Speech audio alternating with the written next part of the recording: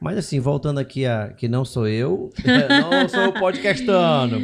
Eu sou entrevistador hoje, nós estamos aqui para você aí que tá ligado, nós estamos com a Daniela Cássia, né, que é a entrevistadora, né, do podcast Fala Poderosa. Então assim, vamos falar agora um pouco sobre a Danielezinha. A Daniele veio de onde? Ela é daqui de Roraima? Sou Macuxê. Você é daqui? Sou Macuxê. É mesmo? Nascida e criada aqui. E papai e mamãe vieram de onde? Como é que a minha foi mãe, essa situação? a Conta minha aí. mãe na realidade é cearense, né? Fortaleza, Ceará. Mas aí eu já nasci aqui, né? Morei um tempo com a minha avó e depois eu voltei e morei com a minha mãe. E desde então estamos aí na luta junto, né? Minha mãe casou. Peraí, você morou com quem? Com a minha mãe, com a minha avó. Com a avó? Quanto tempo? Um bom tempo.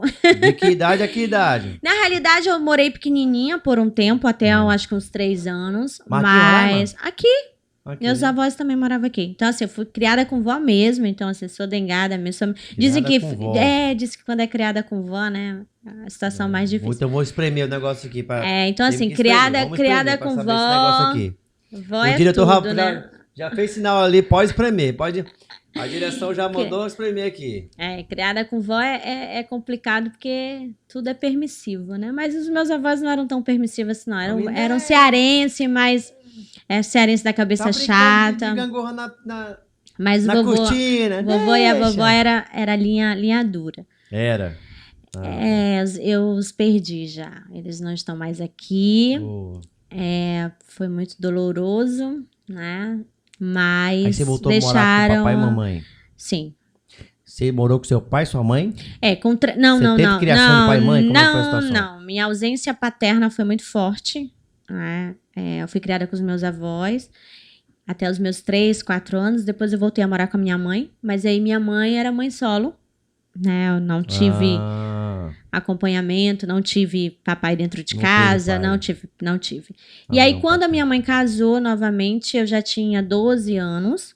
Então, assim, já não era mais uma figura tão paterna, né? Até porque a minha mãe sempre foi muito cuidadosa, então nem de pai eu o chamava. Nem de tio, era o nome do meu pai. Separaram-se? Na minha gravidez, na realidade. Na gravidez mesmo, eu já não tive contato. E depois, assim, ela teve um outro casamento, eu ainda era pequena, foi quem eu tenho uma figura paterna, mas assim, ele foi embora, eu ainda era muito criança, tipo, foi o pai que eu conheci e que depois eu descobri que não era meu pai. Foi embora. Mas aí foi a figura paterna ainda criança. Eu tinha 7. Então, tipo, eu morei os 3 anos com a minha mãe, com a minha avó, fui morar, então assim, foi pouco tempo. E aí com 7 ele foi embora e pra mim era o meu pai. Depois, minha mãe disse, calma, vamos sentar e vamos fazer a confusão aqui de pai. Todos os pais não davam um pai que prestasse, né? Não dava meio pai. Não dava meio pai. E aí, ele foi embora e nunca foi aquela que você olha e diz, pô, é um exemplo de pai pra mim. E eu digo, não acompanhou tudo isso. E aí, eu digo pra você que a gente acaba trazendo. E eu trouxe tudo isso como mãe. Eu busquei um esposo, eu acho que muito mais um pai do que um próprio esposo, sabe? Quando eu quis ter um filho, eu sempre pensei nisso. Como é que essa figura paterna vai ser? Porque me fez falta. Por isso que eu entendo, quando eu falo da dor da infância, quando você disse eu tenho um trauma, eu tenho uma palavra, eu tenho a paternidade, a ausência disso. E tive que ter muito cuidado para não passar a responsabilidade da paternidade para um companheiro. Porque aí você não quer mais um companheiro. Você se apega muito porque você não teve essa figura masculina dentro de casa, da paternidade. E aí você se torna muito dependente emocionalmente do companheiro. Porque a ausência da figura paterna é muito grande. Então, até eu entender, que eu só fui entender isso quando eu estudei dentro da mentoria, porque aí tem essa vantagem. Mas vamos entender aqui. Você se coloca na posição de querer ser cuidada, não é isso? Sim. Você se coloca na posição. Você não quer ali estar 50%. Peraí, como é que é esse negócio aqui? Não, bora ver.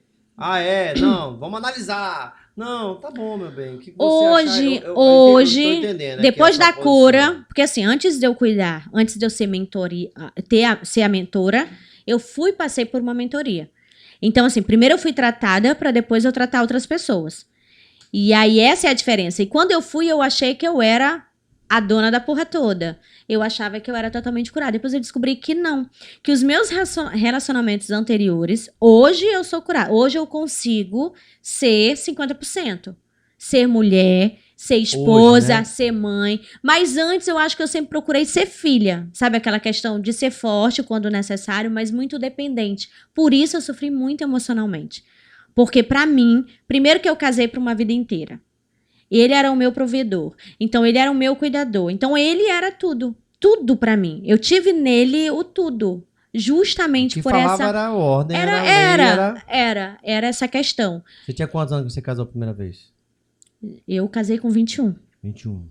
E teve... 21 já anos. E tive engravidou. o Caio, e já Engravidou. na realidade foi. Comecei a namorar com ele com 19 anos. Uhum. E aí eu engravidei aos 21. A gente já estava construindo a nossa casa, a gente já estava já estávamos preparando tudo para casar.